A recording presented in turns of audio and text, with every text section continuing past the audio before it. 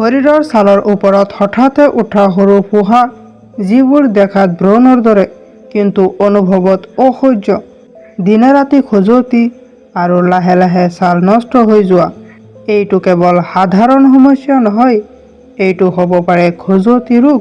এই ৰোগত সাধাৰণতে দেখা যায় সৰু ফোঁহা, ভয়ংকৰ খজুৱতি, ছাল উঠি যোৱা। যদি সময়ত চিকিৎসা নলয়, এই ফোঁহাবোৰ লাহে লাহে ঘাঁলৈ পৰিণত হ'ব। এই ৰোগৰ মূল কাৰণবোৰ হ'ল লেতেৰা পৰিৱেশত থকা, ৰোগীৰ কাপোৰ কানি ব্যৱহাৰ কৰা, দূষিত পানী বা তেজৰ সংস্পৰ্শলৈ অহা। এইবোৰৰ ফলত ৰোগ সহজে এজনৰ পৰা আনজনলৈ বিয়পি পৰে। এতিয়া জানো কিছুমান ঘৰুৱা চিকিৎসা যিবোৰে খজুৱতিৰ পৰা আৰাম দিব পাৰে। প্ৰথমতে আছে নিমপাত। নিমপাতত এন্টিবেক্টেৰিয়েল গুণ থাকে। নিমপাতৰ ৰস বা পেষ্ট গাত লগালে খজুৱতি কমি যাব পাৰে। নিমপাতৰ ৰস, কঁঠাল পাতৰ ৰস আৰু কেঁচা হালধিৰ ৰস সমান সমান লৈ সৰিয়হৰ তেলত ভালকৈ পগাই এটা বটলত ভৰাই ৰাখি ২-৩ বাৰকৈ লগালে খজুৱতি হয়। হালধি। হালধি খজুৱতি বা ছালৰ এলাৰ্জিৰ বাবে এক অত্যন্ত কাৰ্যকৰী প্ৰাকৃতিক উপচাৰ, কাৰণ ইয়াত থকা কাৰ্কিউমিন নামৰ উপাদানটোৱে প্ৰদাহ আৰু বেক্টেৰিয়া কমাবলৈ সহায় কৰে। খজুৱতিত হালধি কেনেকৈ ব্যৱহাৰ কৰিব? হালধি আৰু নাৰিকল তেলৰ মিশ্ৰণ। ১ চামুচ হালধি গুড়িৰ সৈতে ২ চামুচ খাঁটি নাৰিকল তেল মিহলাই এটা ঘন পেষ্ট তৈয়াৰ কৰক। এই পেষ্টটো খজুৱতি হোৱা ঠাইত লগাওক। ৩০ মিনিটৰ পিছত কুহুমীয়া পানীৰে ধুই পেলাওক। নাৰিকল তেলে ছালখন কোমল কৰে আৰু হালধিয়ে খজুৱতি কমায়। অকণমান হালধি গুড়িৰ সৈতে আধা চামুচ মৌ মিহলাই পেষ্ট বনাওক। সংক্ৰমণ হোৱা ঠাইত লগাওক। ১৫-২০ মিনিট ৰাখক। মৌৱে বেক্টেৰিয়া ধ্বংস কৰে আৰু হালধিয়ে খজুৱতি কমায়। হালধিৰ পানী গা ধোৱাৰ বাবে ব্যৱহাৰ কৰিব পাৰে। গা ধোৱা পানীত ১-২ চামুচ হালধি গুড়ি মিহলাই সেই পানীৰে গা ধুব পাৰে। ই গোটেই শৰীৰৰ খজুৱতি হ্ৰাস কৰাত সহায় কৰে। এই মিশ্ৰণসমূহ ব্যৱহাৰ কৰিবলৈ বিশেষ সাৱধানতা অৱলম্বন কৰিব লাগিব। প্ৰথমে ছালৰ এটা সৰু অংশত লগাই চাওক যে আপোনাৰ এলাৰ্জি হৈছে নেকি। যদি এলাৰ্জি হৈছে তেনেহ'লে চিকিৎসকৰ পৰামৰ্শ লৈ এই ৰোগৰ চিকিৎসা কৰিব। T tree oil. এইটো এটা শক্তিশালী প্ৰাকৃতিক তেল যিয়ে মাইট কমাব পাৰে। ইয়াৰ ব্যৱহাৰৰ নিয়মটো হৈছে পাতল কৰি লওক। কেঁচা টি ট্ৰী অইল পোনে পোনে ছালত লগাব নালাগে। ই ছালত জ্বলা-পোৰা কৰিব পাৰে। ১-২ টোপাল টি ট্ৰী অইলৰ সৈতে ১ চামুচ নাৰিকল তেল বা অলিভ অইল মিহলি কৰক। প্ৰয়োগ কৰাৰ পদ্ধতিটো হৈছে চাফা কপাহৰ টুকুৰা এটাৰে এই মিশ্ৰণটো খজুৱতি হোৱা ঠাইত লাহেকৈ লগাওক। দিনটোত ১-২ বাৰ লগাব পাৰে। কিন্তু এই মিশ্ৰণটো ব্যৱহাৰ কৰাৰ আগতে এবাৰ পৰীক্ষা কৰি লওক। শৰীৰৰ এটা সৰু অংশত অলপ লগাই ২৪ ঘণ্টা পৰীক্ষা কৰি চাওক যে জ্বলা-পোৰা বা এলাৰ্জি হৈছে নেকি। যদি এলাৰ্জি হৈছে তেনেহ'লে এই মিশ্ৰণটো প্ৰয়োগ নকৰিব।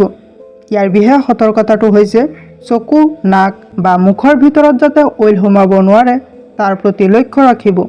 আৰু সৰু শিশুৰ ছালত ব্যৱহাৰ নকৰাই ভাল। এলোভেৰা। এলোভেৰাই ছালক শীতল কৰে আৰু খজুৱতিৰ পৰা আৰাম দিয়ে।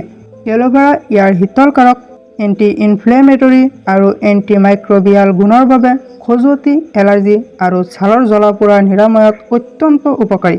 খজুৱতিৰ বাবে এলোভেৰা ব্যৱহাৰ কৰাৰ বিভিন্ন উপায় হ'ল ইয়াক আমি প্ৰত্যক্ষভাৱে ব্যৱহাৰ কৰিব পাৰি। ব্যৱহাৰৰ প্ৰক্ৰিয়াটো হৈছে এলোভেৰা গছৰ এটা সতেজ পাত কাটি লওক। ইয়াৰ ওপৰৰ সেউজীয়া বাকলিখন এৰুৱাই ভিতৰৰ স্বচ্ছ জেলিটো উলিয়াই লওক। ইয়াৰ প্ৰয়োগ পদ্ধতিটো হৈছে এই জেল খজুৱতি হোৱা ঠাইত বা এলাৰ্জি হোৱা ছালত লাহেকৈ লগাওক। এলোভেৰা লগাই ১৫-২০ মিনিট ৰাখি থৈ পিছত চেঁচা পানীৰে ধুই পেলাওক। এলোভেৰা আৰু নাৰিকল তেল।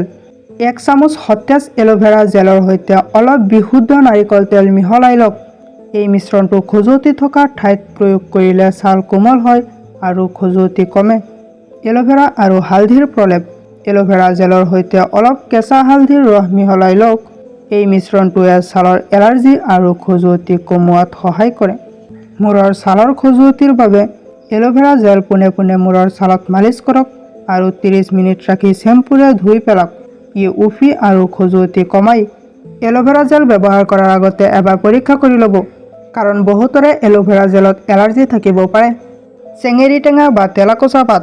চেঙেৰী টেঙা আৰু তেলাকোচা পাত দুয়োবিধ খজুৱতি, এলাৰ্জি আৰু ছালৰ সমস্যা নিৰাময়ৰ বাবে অতি উত্তম ঘৰুৱা ঔষধ। কেনেকৈ এইবোৰ ব্যৱহাৰ কৰিব লাগে? সোনকালে আৰামৰ বাবে চেঙেৰী টেঙা পাত কেইটামান ভালদৰে ধুই থেতালি লওক। এই ৰস বা পাতৰ পেষ্টটো খজুৱতি হোৱা ঠাইত মোহাৰি লগালে খজুৱতি কমে। বিষাক্ত পোক পতংগে কামুৰিলে চেঙেৰী টেঙাৰ ৰস লগালে বিষ আৰু খজুৱতি উপশম হয়। চেঙেৰী টেঙাৰ পাত পানীত উতলাই সেই পানীৰে গা ধুলে ছালৰ খজুৱতি আৰু চৰ্মৰোগ ভাল হয়। তেলাকুচা পাতৰ ব্যৱহাৰ। খজুৱতি আৰু এলাৰ্জি ৰোগৰ বাবে তেলাকুচা পাত ভালদৰে ধুই বাটি লওক। এই পেষ্ট বা ৰস খজুৱতি হোৱা ঠাইত দিনে ২-৩ বাৰকৈ লগালে খজুৱতি কমে।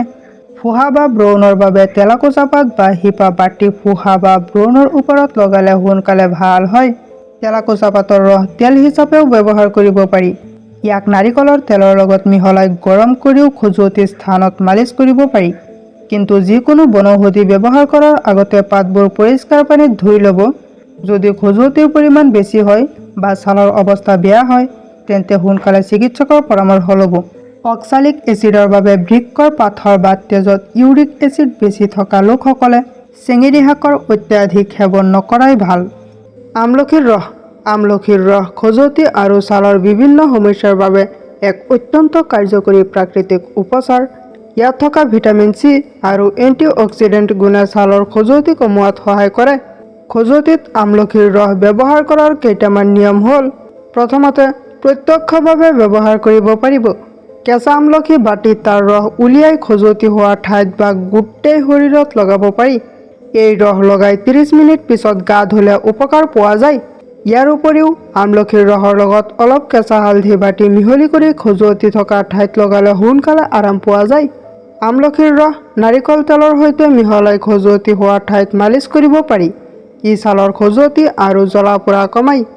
২ৰ পৰা ৩ চামুচ আমলখিৰ ৰসৰ লগত চেনি বা গুড় মিহলাই নিয়মীয়াকৈ খালে তেজ পৰিষ্কাৰ হয় আৰু খজুৱতি কমে। খজুৱতিত আমলখি ব্যৱহাৰ কৰাৰ সতৰ্কতা।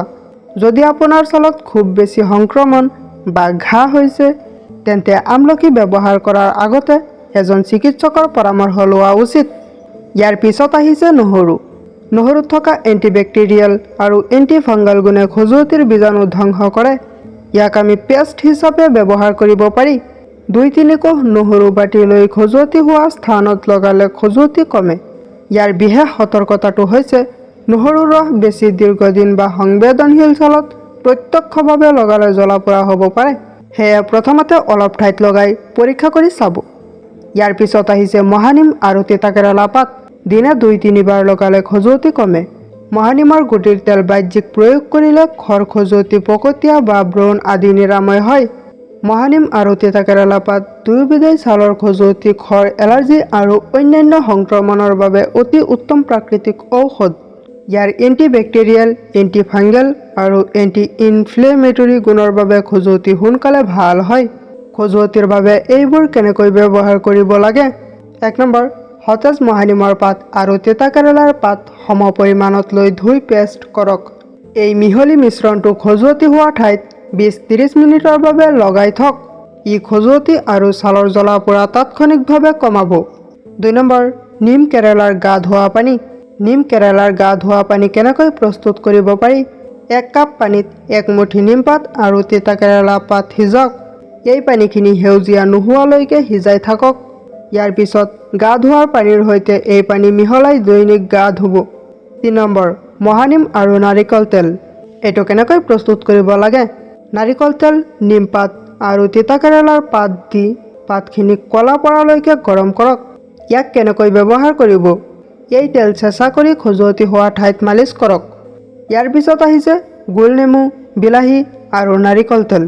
গোলনেমুৰ ৰস, বিলাহীৰ ৰস ৪ চামুচৰ লগত ২ চামুচ নাৰিকল তেল মিহলাই ২-৩ বাৰকৈ লগালে খজুৱতি নোহোৱা হয়। গোলনেমু, বিলাহী আৰু নাৰিকল তেলৰ মিশ্ৰণে ছালৰ খজুৱতি, জ্বলা-পোৰা আৰু শুকান ভাৱ কমোৱাত সহায় কৰিব পাৰে। নাৰিকল তেলত থকা এন্টি-ইনফ্লেমেটৰী গুণ আৰু নেমুৰ এন্টিছেপ্টিক গুণে ছাল শান্ত কৰে। খজুৱতিৰ বাবে এই মিশ্ৰণটো কেনেকৈ ব্যৱহাৰ কৰিব লাগে? ২ চামুচ খাঁটি নাৰিকল তেল, ১ চামুচ কেঁচা বিলাহীৰ ৰস বা পিহি লোৱা অংশ আৰু আধা চামুচ গোলনেমুৰ ৰস ভালদৰে মিহলাই লওক আৰু এই মিশ্ৰণটো খজুৱতি হোৱা ঠাইত লাহে লাহে মালিচ কৰক। ১৫-২০ মিনিট ৰাখি থওক। ইয়াৰ পিছত কুহুমীয়া পানীৰে ধুই পেলাওক। ইয়াৰ বিশেষ সতৰ্কতাটো হৈছে প্ৰথমতে হাতৰ অলপ অংশত এই মিশ্ৰণটো লগাই চাব যে জ্বলা-পোৰা হৈছে নেকি। যদি হয় তেন্তে ব্যৱহাৰ নকৰিব। নেমু অতি টেঙা বাবে বেছি ব্যৱহাৰ নকৰিব, ই ছালত জ্বলা-পোৰা কৰিব পাৰে। যদি খজুৱতি হৈ ছাল ফাটিছে বা তেজ ওলাইছে তেন্তে নেমু বা বিলাহী ব্যৱহাৰ নকৰিব। এই মিশ্ৰণ ব্যৱহাৰ কৰাৰ পিছত পোনে পোনে ৰ'দত নোলাব। যদি খজুৱতি অধিক থাকে তেন্তে চিকিৎসকৰ পৰামৰ্শ লোৱাটোৱেই শ্ৰেষ্ঠ।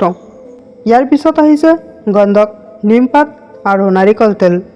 এইটো এটা শক্তিশালী ঘৰুৱা মিশ্ৰণ যিয়ে খজুৱতি কমায়।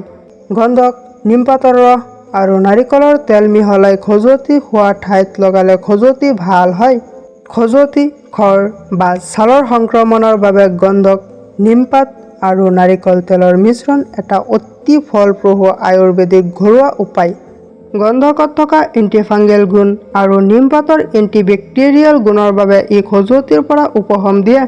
ইয়াক ব্যৱহাৰ কৰাৰ নিৰ্দিষ্ট পদ্ধতি হ'ল 1 চামুচ গন্ধক গাখীৰৰ সৈতে বা নাৰিকল তেলত মিহলাই ল'ব লাগে।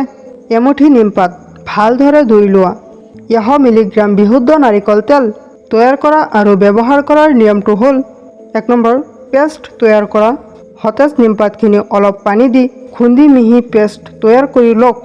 2 নম্বৰ, তেল গৰম কৰা। এটা পাত্ৰত নাৰিকল তেল লৈ কম জুইত গৰম কৰা। 3 নম্বৰ, মিশ্ৰণ। গৰম তেলত নিমপাতৰ পেষ্ট আৰু 1 চামুচ গন্ধকৰ গুড়ি দি ভালদৰে মিহলাই লওক। মিশ্ৰণটো 2 বা 3 মিনিট জুইত ৰখাৰ পিছত নমাই থৈ দিয়ক আৰু ঠাণ্ডা হ'বলৈ দিয়ক। মিশ্ৰণটো ঠাণ্ডা হোৱাৰ পিছত খজুৱতি হোৱা ঠাইত বা গোটেই শৰীৰত মালিচ কৰি লগাব পাৰে। এই পেষ্টটো কমেও 1 ঘণ্টা বা তেনে অৱস্থাত এৰি দিয়ক। তাৰ পিছত কুহুমীয়া গৰম পানীৰে গা ধুই পেলাওক। গন্ধক বেছি পৰিমাণে ব্যৱহাৰ নকৰিব, মাত্ৰ 1 চামুচেই যথেষ্ট। কিন্তু মনত ৰাখিব, এইবোৰ ঘৰুৱা চিকিৎসাই সম্পূৰ্ণ ৰোগ নিৰাময় কৰিবও পাৰে, নকৰিবও পাৰে। যদি কেৱল ঘৰুৱা চিকিৎসাৰ ওপৰত নিৰ্ভৰ কৰে তেন্তে ৰোগ বেছি বেয়া হ'ব পাৰে। সেয়ে ঘৰুৱা চিকিৎসাৰ লগে লগে ডক্তৰৰ পৰামৰ্শ লোৱা উচিত। সংক্ৰমণ বাঢ়িব পাৰে, আন লোকলৈ বিয়পিব পাৰে, দীৰ্ঘদিনীয়া সমস্যাও হ'ব পাৰে। যদি ৰোগ বেছি বেয়া হয় অৱশ্যই চিকিৎসকৰ ওচৰলৈ যাব লাগিব। অসাৱধানতা কৰিলে এইটো ডাঙৰ ছালৰ ৰোগলৈ পৰিণত হ'ব পাৰে। নিজকে সুৰক্ষিত ৰাখিবলৈ পৰিষ্কাৰ পৰিচ্ছন্নতা বজাই ৰাখক। আনৰ কাপোৰ ব্যৱহাৰ নকৰিব। লেতেৰা পৰিৱেশ এৰাই চলক। খজুৱতি ৰোগ এটা সাধাৰণ সমস্যা, কিন্তু সঠিক যত্ন নল'লে ডাঙৰ বিপদ হ'ব পাৰে। সচেতন হওক, প্ৰাকৃতিক উপায় ব্যৱহাৰ কৰক আৰু প্ৰয়োজন হ'লে চিকিৎসকৰ সহায় লওক। এই উপাদানসমূহ ব্যৱহাৰ কৰাৰ 2 সপ্তাহ পিছতো যদি খজুৱতি ভাল নহয় তেন্তে চিকিৎসকৰ পৰামৰ্শ লওক। যদি ছালত ঘাঁ বা পানী ভৰা ফোঁহা থাকে তেন্তে নিজে চিকিৎসা নকৰি চিকিৎসকৰ পৰামৰ্শ লোৱাই ভাল। ওপৰৰ তথ্যসমূহ সাধাৰণ জ্ঞানৰ ভিত্তিত দিয়া হৈছে। কোনো ধৰণৰ এলাৰ্জি বা ছালৰ গুৰুতৰ সমস্যা থাকিলে অভিজ্ঞ চিকিৎসকৰ পৰামৰ্শ লোৱা উচিত। ভিডিঅ'টো শেষলৈকে দেখাৰ বাবে ধন্যবাদ। যদি ভিডিঅ'টো ভাল লাগিছে তেনেহ'লে এটা লাইক কৰি দিব আৰু যদি এনেকুৱা ধৰণৰ আৰু কিছুমান হেল্থ টিপছ বিচাৰে তেনেহ'লে আমাৰ চেনেলটো ছাবস্ক্ৰাইব